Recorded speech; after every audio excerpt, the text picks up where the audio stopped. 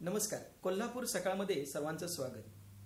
यंदा कोरोनाच्या पार्श्वभूमीवर किल्ले पन्हाळगड ते पावनखिंड मोहीम स्थगित करण्यात आलेली आहे. राज्यभरातील विविध संस्था संघटना या मोहिमेचं आयोजन करतात. छत्रपती शिवाजी महाराज सिद्दी जोहरच्या सैन्याला ज्या पद्धतीनं चकवा देऊन गेले तो थरार अनुभवण्यासाठी या मोहिमेचं आयोजन केलं जातं. यंदाच्या कोरोनाच्या या संकटामध्ये या मोहिमेचं भलेही आयोजन होणार नसलं तरी हा थरार नेमका कसा असतो या संदर्भामध्ये आपण दुर्ग अभ्यासक डॉक्टर अमर अडके यांच्याशी संवाद साधणार आहोत. डॉक्टर अमर अडके सर आता आपल्या समवेत आहेत आणि आपण त्यांच्याशी या विषयावर संवाद साधणार आहोत. सर, मला सांगा की किल्ले पन्हाळगड ते पावनखिंड या मोहिमेचं ऐतिहासिक महत्त्व आपल्याला काय सांगता येईल? नमस्कार, मी डॉक्टर अमर अडके. ही चित्रफित पाहणाऱ्या सर्वांचं मनापासून मनपूर्वक स्वागत. पहिल्यांदाच मी आपल्याला सांगू इच्छितो की ही चित्रफित नसून प्रत्यक्ष पन्हाळगड ते पावनखिंड मोहिमेच्या इतिहासाचा आणखीन भूगोलाचा एक रोमांचकारी अनुभूतीचा हा भाग आहे.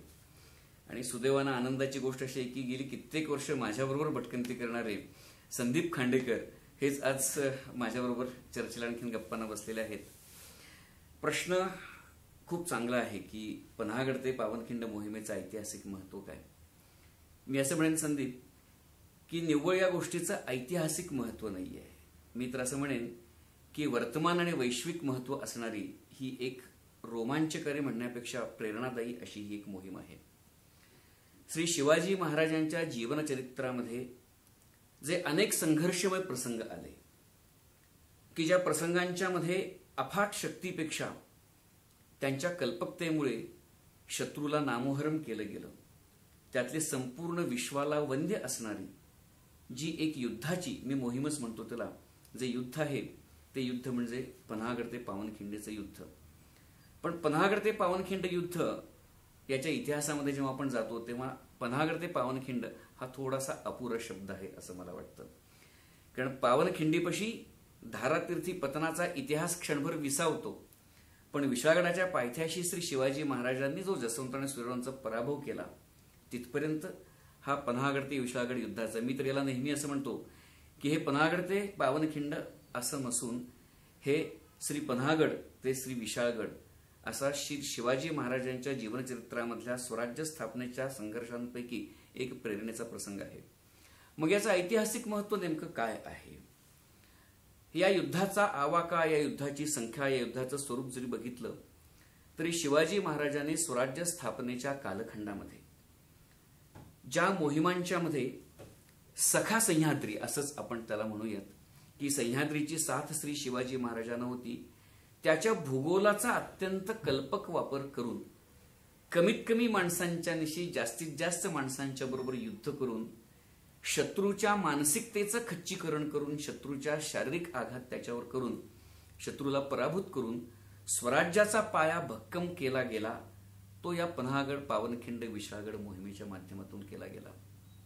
या पन्हाळगड पावनखिंड मोहिमेचा जर आजचा आपण मार्ग बघितला तर त्या मार्गाची आखणी श्री शिवाजी महाराजांनी त्या कालखंडामध्ये किमान साधनांच्या निशी ज्या पद्धतीने केली होती त्याच्यावरून युद्धनीतीची जी एक भूमिका आहे, त्या युद्धनीतीच्या भूमिकेचा जर विचार केला तर जगभरामधल्या तदनंतरच्या 300 वर्षाच्या कालखंडामध्ये अगदी होची मिन्हपासून मी नावासकट सांगतो, आंतरराष्ट्रीय स्तरावरच्या स्वातंत्र्य सेनानींना ज्या गनिमी काव्याच्या युद्धाची प्रेरणा मिळाली त्या गनिमी काव्याच्या युद्धाचा परमोच्च आविष्कार हे त्याचं ऐतिहासिक सत्य आहे. आणि म्हणून संदीप या गोष्टीचा जागर आपण का करतो?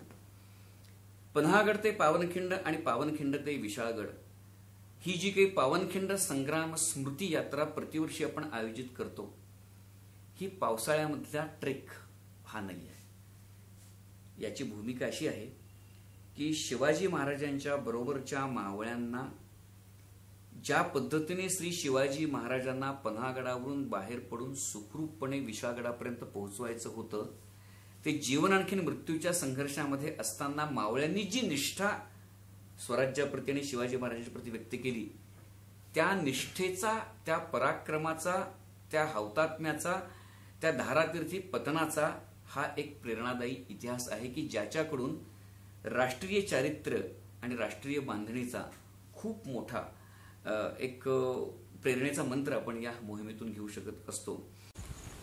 वीररत्न शिवा काशे व नरवीर बाजीप्रभू देशपांडे यांच्या पुतळ्याचं दर्शन घेतल्यानंतर मोहिमेला खऱ्या अर्थानं सुरुवात होते.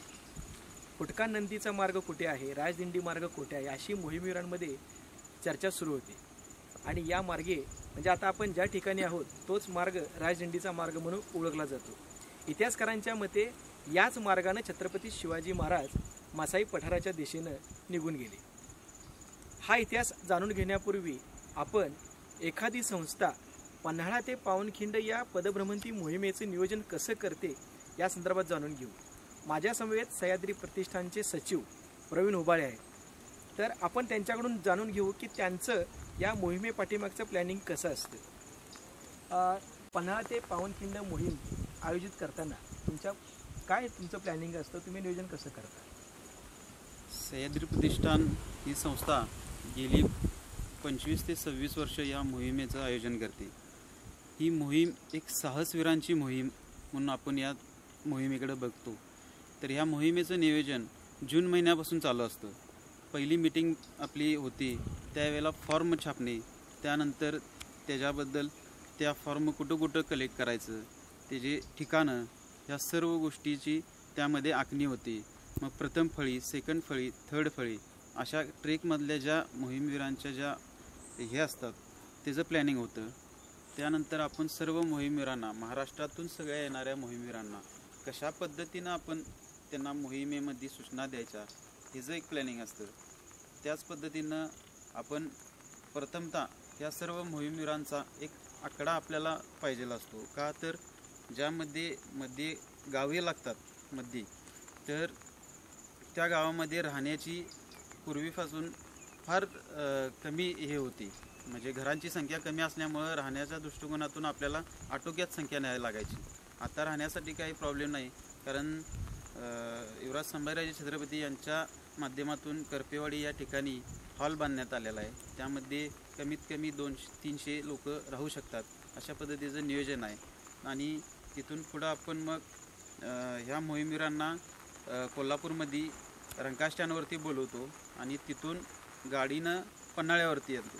आणि पन्हाळ्यानंतर आल्यानंतर त्या ठिकाणी नेबापूरमध्ये शिवाकाशीदांच्या समाधीचं पूजन करून वरती शिवाकाशीदांच्या पुतळ्याच्या इथं पुष्पहार अर्पण करून बाजीप्रभूंच्या पुतळ्याला पुष्पहार अर्पण करतो. आणि तिथून सर्व मोहीमवीरांना घेऊन आपण राजदिंडी मार्गाकडे येतो. इथं चहा व नाश्ता मोहीमवीरांना देऊन त्यांचं काउंटिंग करून आपण मोहीमवीरांना राजदिंडी मार्गी पाठवतो. त्यानंतर आमची जी नियोजनाची टीम असते ती मागं असते. मग एक करपेवाडीमध्ये एक गाडी आपली जेवणाची व्यवस्था करण्यासाठी त्या ठिकाणी पाठवली जाते आणि दुसरी जी टीम असते ती पावनखिंडला जेवणासाठी आपण पाठवतो. एक सांगा की तुमची ही मोहीम फुटका नंदी मार्गे म्हणजे राजदिंडी मार्गे सुरू होते. राजदिंडी मार्गे ते मसाई पठार हे जे अंतर आहे, या अंतरावर मोहीमवीरांची स्थिती कशी असते? सुरुवातीला सर्व मोहीमवीरांच्या अंगामध्ये एक प्रकारचा जल्लोष असतो की हे वातावरण बघून ते अतिशय म्हणजे त्यांच्या अंगावर अगदी एक काटा उभा राहतो की ह्यावेळी आणि ह्याला इतकं असं वातावरण आहे. तर शिवाजी महाराजांच्या काळात 350 वर्षापूर्वी किती घनदाट जंगल असेल आणि किती हा वारा असेल, किती धुकं असेल ह्याचा ते अनुभव घेतात. हे त्याचं थोडक्यात ऐतिहासिक महत्व आहे. जशी आपण बोलू तसं त्याचे आपण अंतरंगाने परत उलगडत जाऊ तेव्हा आपल्या लक्षात येईल की हे युद्ध निव्वळ एवढ्या छोट्या भागामध्ये लढलं गेलेलं नव्हतं, तर त्याचे पडसाद अवघ्या विश्वभर उमटत आहेत. आणि आजही 350 वर्षांच्या नंतर निव्वळ त्या मातीवरून चालताना जर आपल्याला इतकी प्रेरणा मिळत असेल तर प्रत्यक्ष युद्धामध्ये केवढी प्रचंड वैश्विक प्रेरणा असेल. धन्यवाद. सर, मला दुसरा प्रश्न असा आहे की सिद्धी जोहरचं सैन्य पाठीमागं लागलेलं आहे आणि या सैन्याला, या शत्रू सैन्याला चकवा देण्यासाठी छत्रपती शिवाजी महाराज पावनखिंडीच्या दिशेनं जात आहेत. पण या पावनखिंडीचा इतिहास म्हटलं की बांदल सैनिकांचा, बांदल मावळ्यांचा उल्लेख जरूर होतो. यामध्ये एकच प्रश्न असा आहे की छत्रपती शिवाजी महाराजांनी विशाळगडा जाण्यासाठी बांदल सैन्याचाच का वापर केला? एक फार मोजका प्रश्न आहे. कधी कधी इतिहासाच्या पानांमधून काही अपरंपार उंचीचे पराक्रम कुठेतरी निसटून जातात. या प्रश्नाला सर्वप्रथम मी बांदलांच्या सर्व ज्ञात अज्ञात मावळ्यांना वंदन करतो. वंदन एवढ्याचसाठी की पावनखिंडीच्या युद्धामध्ये अनेक महारथी, अनेक योद्धे आपल्याला माहिती आहेत, पण ज्यांनी मूकपणे इतिहासाच्या पानांमध्ये आपलं कुठलंही नाव लिहिलं सुद्धा जाणार नाही याची पूर्ण कल्पना असून सुद्धा या बांदलांच्या मावळ्यांनी जे बलिदान केलेलं आहे ते अवघ्या महाराष्ट्राला अत्यंत वंद्य आहे. आता पुढचा प्रश्न असा आहे की बांदलांचे मावळे का? एक थोडी पूर्वपीठिका सांगतो की शिवाजी महाराजांच्या बरोबर पन्हागडावरून राजदिंडीच्या मार्गे बाहेर पडत असताना बांदलांचे सैनिक होते. 600 मावळे होते. पन्हागडावर वास्तवात 6000 शिबंदी होती. पण हिरडोस मावळातले, महाडच्या खोऱ्यातले आणि अगदी ज्याला चंदरराई म्हणू किंवा ज्याला जावळीचं खोरं म्हणू त्याच्या मुखावर, उत्तरेच्या मुखावर असणारे हे बांदलांचे मावळे हे डोंगरी युद्धामध्ये अत्यंत निपुण होते आणि वेळोवेळी त्याने तो पराक्रम गाजवलेला. जसे मुरारबाजी देशपांडे चंद्रराव मोऱ्यांच्याकडे असताना शिवाजी महाराजांनी त्यांना स्वराज्यामध्ये घेतलं, तसं बांदलांच्या इथे बाजीप्रभूंना निष्ठेने साथ देणारे, फुलाजी प्रभूंना निष्ठेने साथ देणारे आणि स्वराज्याप्रती अपरंपार निष्ठा असणारे आणि डोंगरी युद्धामध्ये अत्यंत वाकबगार असणारे हे बांदलांचे शूर मावळे हे या सह्याद्रीच्या खडतरतेतून शिवाजी महाराजांना पन्हागडापासून निघून विशाळगडापर्यंत पोहोचवण्यासाठी अत्यंत सक्षम होते. हाच त्याच्या पाठीमागचा अर्थ आहे. बांदलांचे मावळे का किंवा हा सगळा भाग का? खरं तर असं आहे की रायाजी बांदल, हैबतराव शिळीमकर, विठोजी काटे, शंभूसिंग जाधव ही सगळी मंडळी शिवाजी महाराजांच्या प्रवृत्ती, त्यांचं योगदान अपरंपार त्यांचं योगदान आहे. पण याच्यामध्ये एक महत्वाची गोष्ट अशी होती की उत्तरेकडून दक्षिणेकडे जसा सह्याद्री सरकत जातो, म्हणजे मला संदीप मुद्दामून एक सांगायचं आहे की शिवाजी महाराजांच्या इतिहासाला एक परिपूर्ण भूगोल आहे आणि तो परिपूर्ण भूगोल आपल्याला पन्हागड ते पावनखिंडीच्या युद्धामध्ये ओतप्रोत भरून राहिलेला आपल्याला कळतो. आणि म्हणून मी अत्यंत नेमकेपणाने सांगतो की पन्हागड ते पावनखिंड युद्ध हे निव्वळ जय जयकार करत पाठीवर सॅक टाकून जाण्यासारखं नाहीये.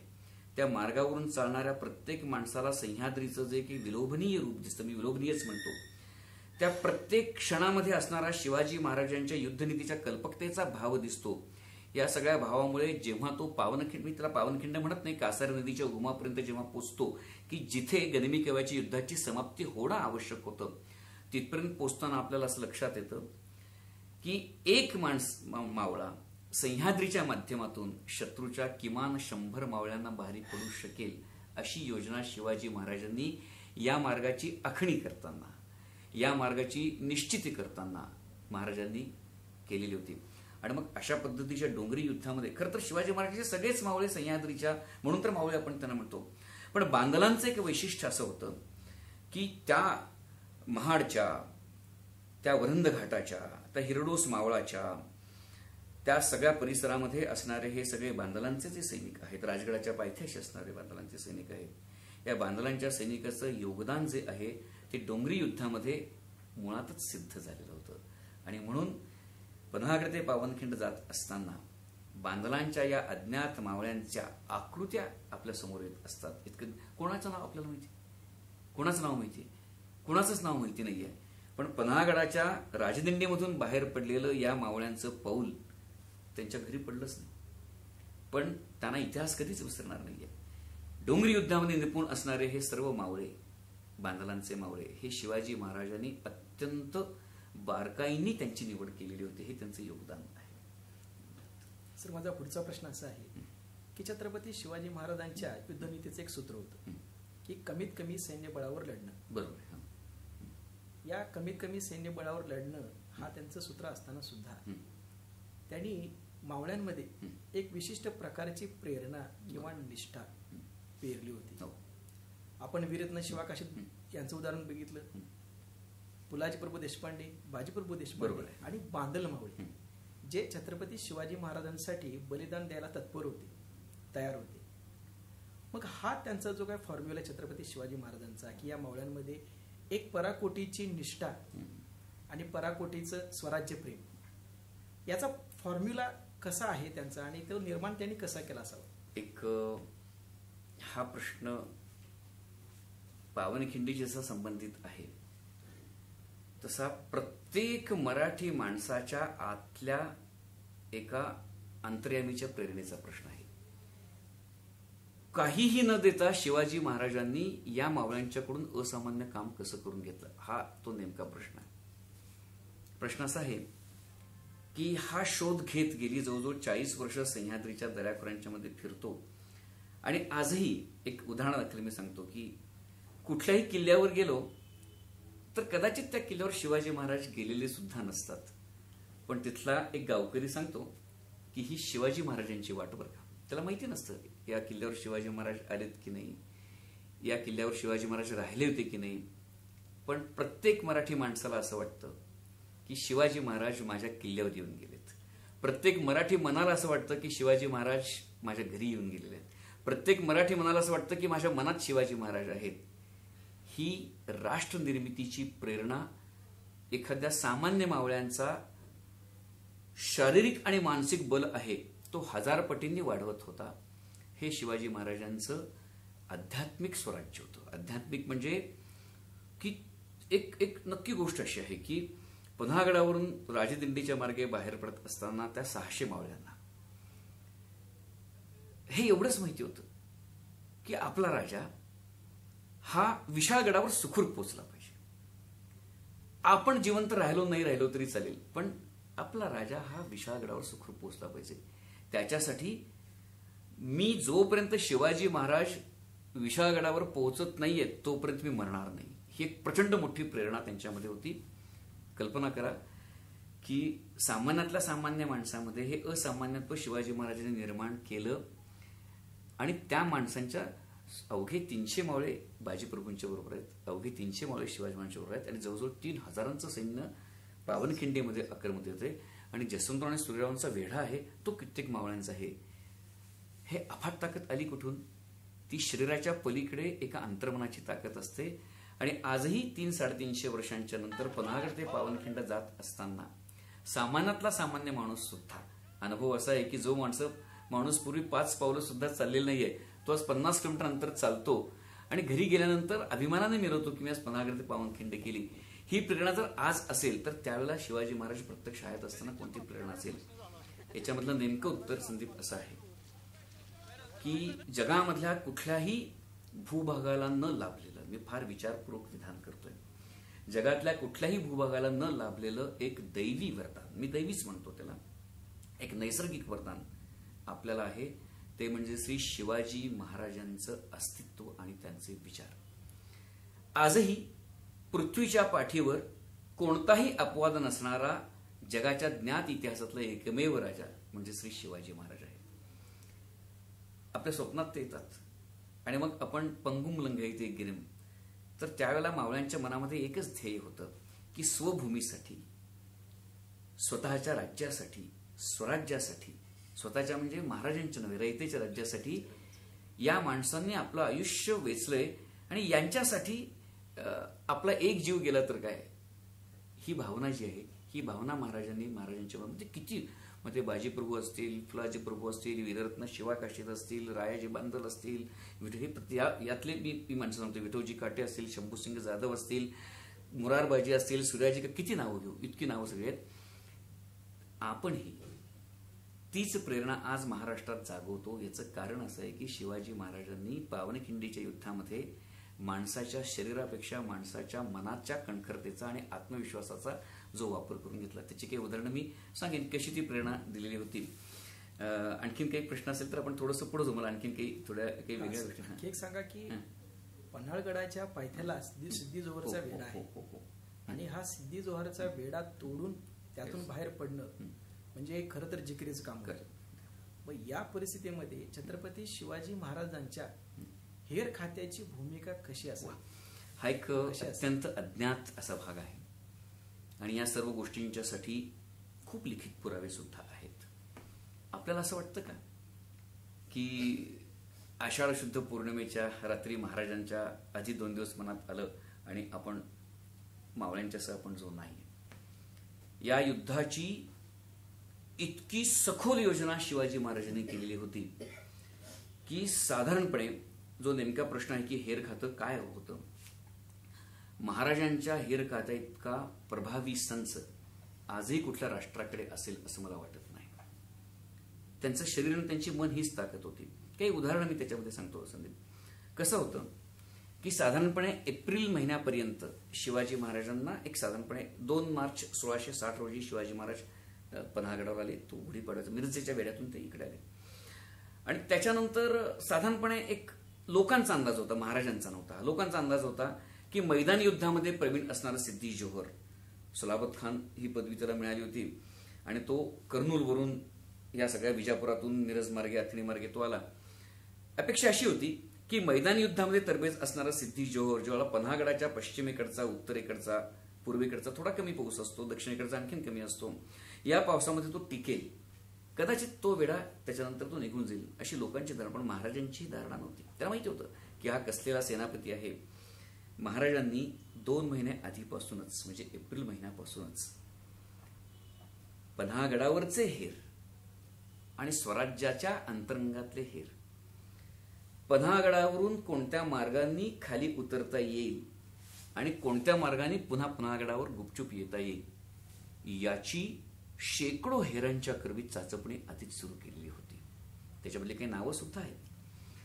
ही चाचपणी सुरू करत असताना पन्हागडावरचे अगदी कसं इतिहासाला भूगोल असतो ना, पन्हागडाचे अनेक मार्ग आहेत. आपण देशावरून येताना 4 दरवाजाच्या बाजूने येतो, कोल्हापूरच्या बाजूने आपण 4, आज तो मुख्य प्रवेश मार्ग झालाय. आपण पश्चिमेकडून येताना ज्याला पश्चिमेचा दरवाजा म्हणतात, कोकण दरवाजा म्हणतात, तो 3 दरवाजा आहे. याचबरोबर वाघ दरवाजा नावाचा उत्तर दरवाजा आहे. याचबरोबर एक वारण्याच्या बाजूला उतरणारा एक दरवाजा आहे. या पलीकडे पन्हागडाला आणखीन एक बाजू आहे. ती बाजू पश्चिम आणि उत्तरेची बाजू आहे. म्हणजे इतिहासाला भूगोल असतो हे जे म्हणतो ना, हे फार हे कळलं पाहिजे लोकांना की पन्हागडाच्या युद्धाचे अंतरंग इतके सुंदर आहेत की शिवाजी महाराजांच्या हेरांनी सर्व बाजूनी पन्हाळा सुरक्षित कसा उतरता येईल आणि तो पुन्हा सुरक्षित कसा चढता येईल, कारण दोन्ही पाहिजे ना, प्रसंगी आपल्याला वर पण आलं पाहिजे. तर महादेव नावाचा एक हेर होता. तर या सगळ्या लोकांनी ही सगळी चाचपणी 1-2 दिवस नाही, तब्बल 2-2.5 महिन्याची चाचपणी केली होती. कारण महाराजांना माहिती होतं की स्वराज्याचा मांडलेला हा जो डाव आहे तो लोकांना इथून बाहेर काढून आपण स्वराज्याच्या अंतर्गत पुन्हा प्रवेश केल्याखेरीज या शत्रूशी आपण लढू शकणार नाहीये. पन्हागडून बाहेर पडणं हे क्रमप्राप्त होतं. आणि मग पन्हागडाची एक रचना आहे. पन्हागडाची थेट पश्चिमेची जी बाजू आहे ना, त्याला पुसाटीचा बुरुज म्हणतात. त्या पुसाटीच्या बाजूपासून एक दरवाजापर्यंत अशी एक सलग तटबंदी आहे की जी पश्चिमेच्या बाजूने तोंड करून. आणि पन्हाचा वेढा कसा होता की पूर्वेला चांगला होता, दक्षिणेला चांगला होता, पण उत्तर आणि पश्चिमेचा जो वेढा आहे तो एकमेकांच्यात मिसळून गेला होता. कारण ती बाजू अत्यंत ज्याला आपण म्हणू की दुर्गम बाजू आहे ती, कारण पश्चिम आणि उत्तरेच्या बाजूनेच जायचं होतं. आणि मग महाराजांच्या हेरांना असं लक्षात आलं की महाराज, आपण पन्हागडावरून जर खाली उतरायचं असेल, म्हणजे महाराजांचीच ही योजना, तर या पुसाटीच्या बाजूनी जी तटबंदी येते त्या तटबंदीच्या खालच्या बाजूला सगळं वारणेचं खोर आहे. आजही ते वारणेचं खोर आहे. त्या काळात तर ते जंगल होतं, माळ होता सगळा. त्या वारणेच्या खोऱ्याच्या बाजूला तटबंदीमध्ये एक दरवाजा आहे की जो नेहमीच्या राबत्याचा दरवाजा नाहीये. या दरवाजातून आपण बाहेर पडलो की थेट खोलवर जंगलामध्ये जातो आणि विशाळगडाचं अंतर कमीत कमी होतं. त्याला राजदिंडी असं म्हणतात. आपल्या पाठीमागे हे जे दिसते ना, हा राजदिंडीचा सगळा भाग आहे. किल्ल्याचा दरवाजा असावा अयवथोर, राबते तेवढे जागते ठेवावेत, बाकी चिरून टाकावेत, संकट समयी पावतात. ही जी नीती महाराजांची आज्ञापत्रामध्ये आहे, त्या नीतीने या दरवाजातून आपण बाहेर पडलो की आपण थेट डाव्या हाताला पन्हागडाची तटबंदी लागते आणि नंतर थेट एक नैसर्गिक वरदान पन्हागडाला जे लाभलेलं आहे त्याला मसाईचं पठार म्हणतात. तिथून आपण आजच्या तुरुकवाडी मार्गे, म्हाळुंगे मार्गे थेट आपण मसाई पठारावर जातो. आणि एकदा मसाईच्या पठाराच्या आपण उत्तर दिशेला आणि पश्चिमेला आपण गेलो की आपण पन्हागडाच्या टप्प्यातून बाहेर जातो. आणि म्हणून शिवाजी महाराजांनी पन्हागडावरून बाहेर पडण्यासाठी 3 दरवाजा, 4 दरवाजा, वाघ दरवाजा या सगळ्यांच्या पेक्षा आपण तटबंदीच्या बाहेर पडल्यानंतर थेट जंगलात शिरून कमीत कमी वेळामध्ये आपण मसाई पठाराच्या ते दिवस कोणते महाराजांचे हे जागोजागी होते. असं की म्हणजे महाराजांनी इतकी हेरांची पेरणी केलेली होती की तटबंदीतून बाहेर पडलो की शत्रूला सुगाव लागायच्या आत आपण पन्हागडाच्या टप्प्यातून बाहेर पडू शकू. अशा प्रकारे महाराजांच्या हेर खात्यांनी आतल्या सुद्धा आणि बाहेर सुद्धा ती योजना केली होती. आणि म्हणून शिवाजी महाराज पन्हागडातून बाहेर पडत असताना जेवढं योगदान या ज्ञात अज्ञात मावळ्यांचं आहे तेवढंच योगदान श्री शिवाजी महाराजांच्या हेर खात्याचं आहे. कारण तुरुकवाडीच्या ओढ्याच्या इथे जे मेट होतं ते पहिलं मेट, आजही तुरुकवाडी तिथे आहे, ओढ्यावरचं मेट पहिलं मेट आहे. त्या मेटाच्या पलीकडे आपल्याला जायचं आहे आणि मग आपल्याला म्हाळुंग्याच्या पठारावर, त्याला मसाई पठार म्हाळुंगे पठार एकच मान, म्हाळुंगेचं पठार आजही त्याला म्हटलं जातं बऱ्याच जणांनी. हा जो महाराजांनी दिवस पावसाळ्याचे होते. आपल्याला असं वाटतं का की मशाल घेऊन कोणी गेलं असेल, कोणी हर हर महादेव म्हटलं असेल, कोणी जय भवानी जय शिवाजी, का नाही, काही नाही. आपला सुगावा सुद्धा न लागता पावसाच्या त्या थेंबांच्या मध्ये आपला आवाज चालण्याचा मिसळून पलीकडे जायचं होतं की छत्रपती शिवाजी महाराज राजदंडी मार्गी पन्हाळगड सोडतायत. इकडं वीररत्न शिवाकाशी सिद्धी जोहरच्या छावणीकडे त्याच्या भेटीला जातोय. या दरम्यानचा जो काय प्रसंग आहे किंवा त्या दरम्यानची जी काही घटना आहे तर ती ऐतिहासिक कागदपत्रांमध्ये कशा पद्धतीने आलेली आहे, त्याचं रेखाटन कसं? प्रश्न खूप बोलका आहे आणि अवघ्या महाराष्ट्राला हा प्रश्न व्यवहार्यतेनं समजला पाहिजे. पन्हागड ते पावनखिंड युद्धाची जी 3 हृदय आहेत त्यातलं एक हृदय शिवाकाशीत, दुसरं हृदय बाजीप्रभू देशपांडे बांधालांचे मावळे आणखीन ते सगळे, आणि तिसरं हृदय विशागड पायथ्याचा जो संग्राम आहे तो. हे आजही मला सांगताना, गेली 38-40 वर्ष झाली पन्हागड ते पावनखिंड जातोय, पण आजही सांगताना तेवढेच रोमांच माझ्या मनामध्ये उभे राहतात. या नेमक्या प्रश्नाचं उत्तर असं आहे, शिवभारतापासून अनेक शिवचरित्र सारसंग्रह, वासी बेंद्रे यांच्या काही पुस्तकांच्या मध्ये, इतकंच नव्हे तर काही पोर्तुगीज दप्तरांच्या मध्ये बरेचसे उल्लेख त्याच्यामधले आहेत. पण दुर्दैवाने शिवाकाशीदांच्या पराक्रमाचे उल्लेख हे अगदी त्रोटक आणि मोजक्या कागदपत्र. ठीक आहे, त्या कालखंडामध्ये ते डॉक्युमेंटेशन शक्य नव्हतं, पण ठीक आहे, पण त्या इतिहासाच्या तपशिलामध्ये जाण्यापेक्षा हा कसा प्रसंग होता. शुद्ध प्रतिपदा म्हणजे आज गुरुपौर्णिमेच्या दिवशी झालेला आहे आणि म्हणून आजच्या दिवशी सगळे शिवप्रेमी लोक शिवाकाशीदांच्या समाधीचं पूजनवर दर्शन करण्यासाठी येत आहेत. पण कोरोनाच्या संकटामुळं आपल्याकडे या ठिकाणी आता आपल्याकडे लोक जास्त बघायला मिळत नाही. पण शिवरायांचं जे 350 वर्षापूर्वी शिवरायांच्यावरती जे असणारं प्रेम आहे ते लोकांच्यात आज पण आहे आणि ते असंच मावळ्यांच्यावरती आणि शिवाजी महाराजांच्यावरती ते अखंड चालू राहणार. कारण याची जी परंपरा आहे ती परंपरा खंडित न होता अखंड चालू ठेवण्याचं काम आपण सगळ्यांनी करायला पाहिजे. तसंच शिवाजी महाराजांच्याकडं देव देश धर्म संस्कृती याचबरोबर आपलं उद्योग कसं वाढवायचं, त्याच्यानंतरनं आपल्या स्वराज्यातला जसं तिने प्रगतीपथावर नेलं तोच आदर्श घेऊन त्यांनी शून्यातून विश्व निर्माण केलं. 1 इंच भूमी स्वतंत्र नसताना त्यांनी स्वतःचं सिंहासन निर्माण केलं, म्हणजे राज्य निर्माण केलं. अशाच पद्धतीचा आदर्श आपण सगळ्यांनी पण घेतला पाहिजे आणि न खचता या संकटावरती मात करून आम्ही या आपल्या संकटातनं बाहेर पडून आपल्या देशाला परत उज्ज्वल भविष्याकडे वाटचाल करण्यासाठी आपण सगळ्यांनी प्रयत्न करूया. असंच कार्य आपण शिवरायांच्या इतिहासातून, शिवरायांच्या मावळ्यांच्याकडून, शिवाकाशीदांच्याकडून आपण घ्यायला पाहिजे आणि ज्यावेळेस गरज पडेल त्या ठिकाणी आपण बलिदान देण्यासाठी, त्या ठिकाणी आपण त्याग करण्यासाठी, तसंच या मातृभूमीवरती निष्ठा ठेवून वेळ प्रसंगी ज्या ज्या गोष्टी करता येईल, कराव्या लागतील त्या संकटावरती मात करण्यासाठी आपल्या सगळ्यांनी शिवरायांचा आणि मावळ्यांचा आदर्श घेतला पाहिजे. कारण त्यांनी ते जगून दाखवले, आपण सुद्धा आपल्या जीवनामध्ये ते उतरलं पाहिजे असं मला वाटते. केवढं मोठं योगदान आहे पाहत, म्हणजे मला अंगावर रोमांच उभे काय राहतात की जेव्हा जेव्हा आपण पन्हागड पायथ्याच्या शिवाकाशीदांच्या समाधीसमोर उभे राहतो तेव्हा का कोणास ठाऊक माझ्याच नाही अवघ्यांच्या डोळ्यामधून पाणी येतं. पाणी एवढ्याचसाठी येतं की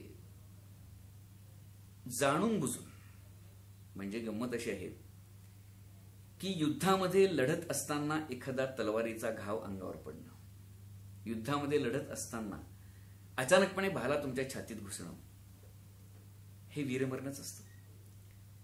पण त्याही पलीकडचं एक मरण असतं की समोर मृत्यू दिसतोय, ज्या पालखीत बसून आपण जातो आहोत ही पालखी स्वराज्याच्या सूर्याच्या जीवनासाठी आपल्या मृत्यूचं आपण दान द्यायचं आहे.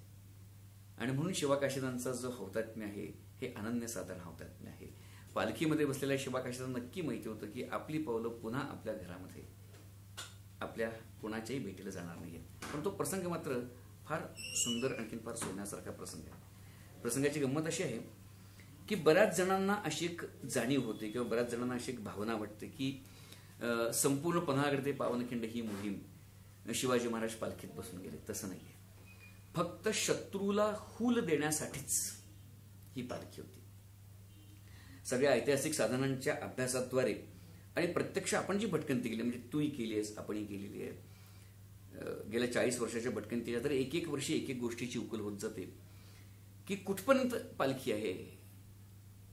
जोपर्यंत जाणून बुजून शिवाकाशीत शिवाजी महाराजांचा मार्ग सुकर करण्यासाठी यदा कदाचित शत्रूच्या तावडीत सापडत नाही तोपर्यंतच पालखी आहे, पुढे पालखी नाही.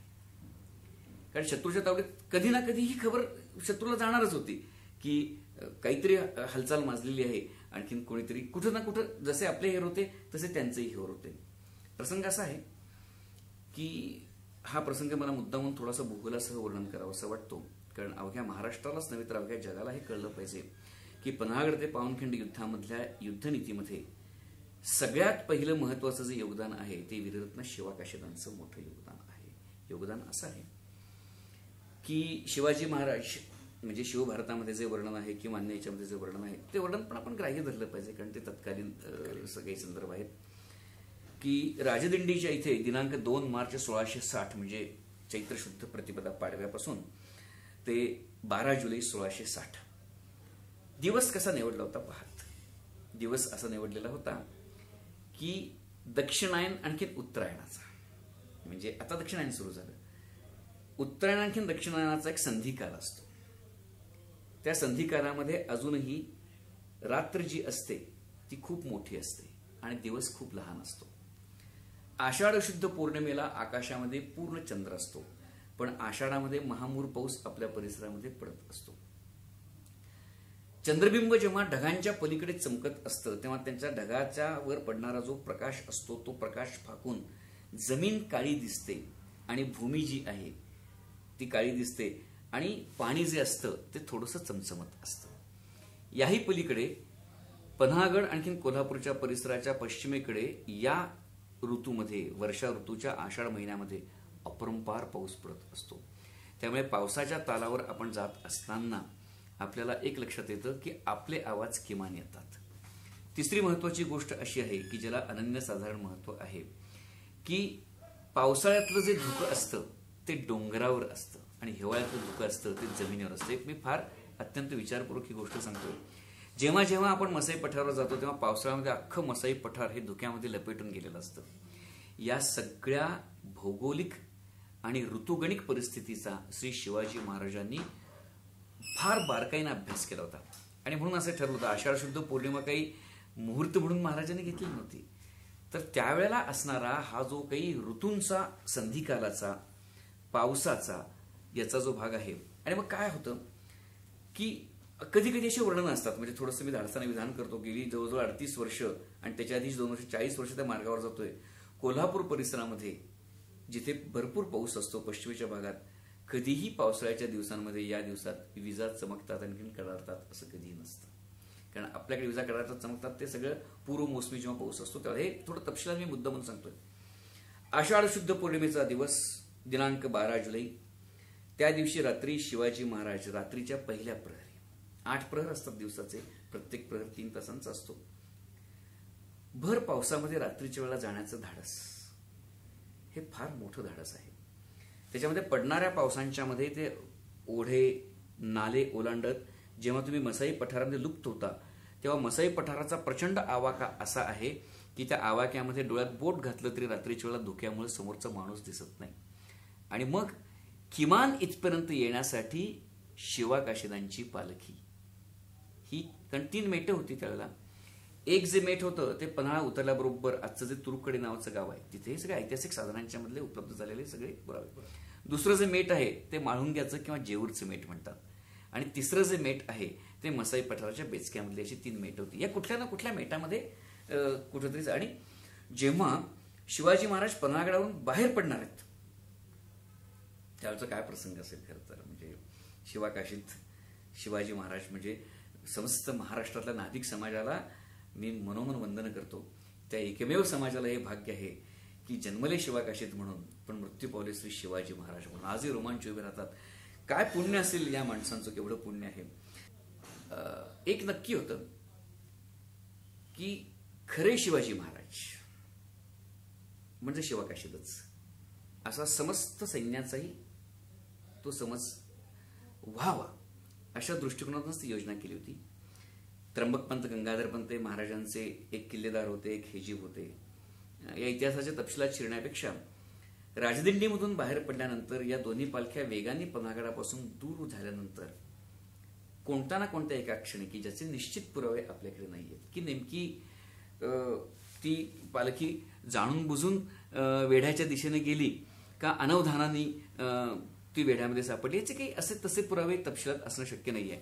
पण एक नक्की होतं की त्या पालखीच्या निमित्ताने, त्या पालखीमध्ये बसलेल्या शिवाजी महाराजांच्या निमित्ताने शिवाजी महाराज आपल्याला सापडले ही एक वदंता अवघ्या आदिलशाहीच्या सैन्यामध्ये पसरली जावी. आणि मग त्यामध्ये कुणी पाहिलं होतं शिवाजी महाराजांना? वेढ्यातल्या माणसाने कोणीतरी शक्य नव्हतं. अगदी सिद्धी जोहरने सुद्धा आयुष्यात कधी त्यांना पाहिलेलं नव्हतं. आणि मग त्या पालख्या त्या राजदिंडीमधून बाहेर पडतायत. काही कालखंडासाठी त्या दोन्ही पालख्या वाहिल्या जात आहेत. आणि ज्यावेळेला वेढ्यामध्ये ठहरो कोण है अशी काही वर्णन आहेत, पण ती वर्णनं कशी आहेत की एक रोमांच आणि प्रेरणेची वर्णन आहेत की ठहरो कोण है. आणि मग जेव्हा पाहिलं तेव्हा असं लक्षात आलं की या पालखीमध्ये तेजपुंज माणूस बसलेला आहे. आणि मग असंच लक्षात आलं की अरे हे शिवाजी महाराज आहेत. आणि मग ती माहिती हा हा म्हणता त्या वेड्यामध्ये पसरली. आणि मग त्या पालखीला शत्रूच्या सैन्याने गराडा घातला. आणि मग ती पालखी मग कदाचित तुरुकवाडीच्या मेटापासून असेल, कदाचित म्हाळुंग्याच्या मेटापासून असेल, कदाचित मसाईपठाराच्या बेचक्यातल्या मेटापासून असेल, कदाचित अन्य जेऊरच्या बाजूने ती पालखी जात असेल. हे सगळे ऐतिहासिक तपशील इतके तपशिलात मी का सांगतोय की अनेक वर्षांच्या आपल्या या भटकंतीमुळे त्यातले छोटे छोटे बारकावे आपल्या लक्षात येतात. आणि मग त्या पालखीमध्ये बसलेले शिवकाशीत जे आहेत ते श्री शिवाजी महाराज होते. त्यांना माहिती होतं की माझ्या प्राणावर काहीही बेतलं तरी चालेल, पण श्री शिवाजी महाराज पन्हागडाच्या वेढ्यातून बाहेर पडले पाहिजेत. तेजपुंज माणूस आहे, अपरंपार पाऊस पडतोय. आणि मग ती पालखी पन्हाळ्याच्या पायथ्याने आज शिवाकाशीदांची समाधी जिथे आहे त्या समाधीच्या खालच्या अंगाला नेवापूर गावाच्या हद्दीमध्ये एक वाडा नावाची इमारत होती. आज त्याचं काहीही अस्तित्व शिल्लक नाहीये. ही बातमी हा हा म्हणता सिद्धी जोहरला कळली. हे सगळं ऐतिहासिक तपशील आहेत बरं का. मोठं आश्चर्य वाटलं की अफजल खानाला मारणारे शिवाजी महाराज, आदिलशाहीला सळोकीपळ करून सोडणारे शिवाजी महाराज आज शरणागतीची हूल त्याने आम्हाला दिली आहे. रात्री आम्हाला ते शरण येणार आहेत. आणि हे काय? हा सगळा गोंधळ माजला सगळा. आणि शिवाकाशीदांची पालखी वाडा नावाची इमारतीमध्ये आणली. त्यावेळेला सिद्धी जोहरने आयुष्यात कधीच पाहिलेलं नव्हतं. आणि समोर हा तेजपुंज पाणीदार डोळ्यांचा माणूस आहे शिवाजी महाराज. आणि मग ते काय असं लगेच त्यांनी मान्य नाही केलं की हे शिवाजी महाराज आहेत. त्यांची चौकशी झाली. त्यांच्या शेजारी एक माणूस होता, रुस्तमे जमान नावाचा माणूस होता. रुस्तमे जमान यांनीच फक्त लहानपणी शिवाजी महाराजांना पाहिलेलं होतं. आणि फाजल खानाने काही वेळेला 28 डिसेंबरचं जे कोल्हापूरच्या वेशीत युद्ध झालं त्या युद्धामध्ये दुरून तरी 28 डिसेंबरला 1659 ते युद्ध झालं त्याचं. पण तेव्हा किती पाहिलं होतं कोणाच ठाऊक. आणि सिद्ध झालं की शिवाजी महाराज पन्हागडाच्या वेळात असं काही त्यांनी सांगितलं नाही की महाराज वेढ्यातून निघालेले असं काही सांगितलं नाही. पण आपल्याला सापडलेले श्री शिवाजी महाराज हे मूळ शिवाजी महाराज नाही. हे जेव्हा सिद्ध झालं तेव्हा त्या वाडा नावाच्या इमारतीमध्ये एक त्वेषाची एक लहर उमटून आली. आणि असंख्य तेगे त्यांच्या अंगावर, मस्तकावर, खांद्यावर, मानेवर पडले. पण शत्रूला पाठी न दाखवता छातीवर वार झेलत शिवाकाशीत आपल्या उष्ण रक्तांच्या दिशी त्या समाधीच्या आसपास वाढवण्याच्या इमारतीत कुठेतरी धारातीर्थी पडले. कदाचित मी म्हणतोय की त्यांच्या मुखातून शब्द आले असतील की उदे गंबे उदे आई महाराजांना उदंड आयुष्य दे. त्या उष्ण रक्ताचा आजही सुगंध म्हणतो मी.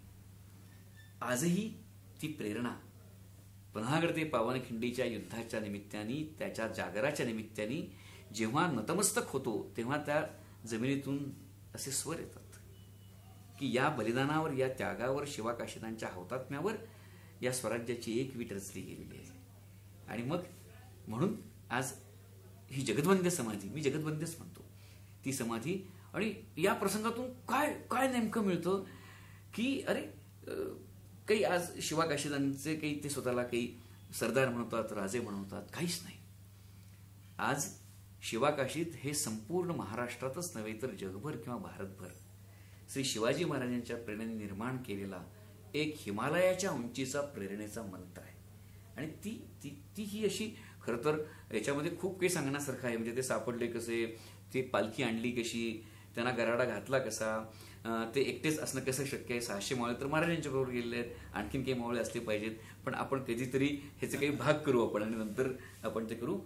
पण जेव्हा केव्हा ती पालखी उतरवली गेली, आणखीन गोंडा धरून श्री शिवाकाशीत खाली उतरले आणि तेजपुंज डोळ्यांचा हा माणूस विस्फारल नेत्राने सिद्धीजोर जेव्हा पाहतोय तेव्हा त्याच्या मनात आनंदाच्या उकळ्या फुटल्या की अरे शिवाजी महाराज मला सापडले. पण या शिवाजी महाराजांनी बलिदान केल्यानंतर कळलं की हे शिवाकाशीत आहेत. आणि म्हणून त्या धारातीर्थी पतनाला आपण वंदन करताना शिवाजी महाराजांनाच आपण वंदन करतो. आणि मोहिमेची सुरुवात आपण हा तपशील एवढाच साठी सांगितला. या युद्धाचा आवाका एवढा विश्वव्यापी आहे. तो फक्त पन्हाळगडावरून महाराज मी निसटून गेले असं सुद्धा म्हणणार नाही. महाराजांची जी धाडसी योजना होती शत्रूला फूल देण्याची. नाही सर, आपण इतिहास सांगत आहात आणि आमच्या अंगावर रोमांच होतो. म्हणजे आपण एक इतिहास आमच्या समोर उभा करत आहात. आणि खरोखर म्हणजे वीररत्न शिवाकाशीद यांचं बलिदान असेल, बाजीप्रभूंचं बलिदान असेल, पुलाजी प्रभू, बांदल मावळे हे जे धारातीर्थी पडले, यांचं खरोखर हे बलिदान या स्वराज्यासाठी उपयोगी पडलं. आणि त्यामुळे स्वराज्य निर्माण झालं, हिंदवी स्वराज्य स्वप्न साकार झालं. अगदी अगदी अगदी. आणि मला वाटतं हा जो इतिहासाचा आपण जो थरार सांगत आहात हा आपण असा पुढे सुरू ठेवू. आपण ह्या पहिल्या भागामध्ये एका मुख्य टप्प्यावर आलोय की कशा पद्धतीनं वीररत्न शिवाकाशीद सिद्धीजोरच्या छावणीमध्ये गेलेले आहेत. आता आपण दुसऱ्या टप्प्यामध्ये पुढच्या युद्धाचं वर्णन आपल्या तोंडून ऐकणार आहोत. तर त्यासाठी आपण दुसऱ्या भागामध्ये आपली भेट होत राहील. धन्यवाद. धन्यवाद.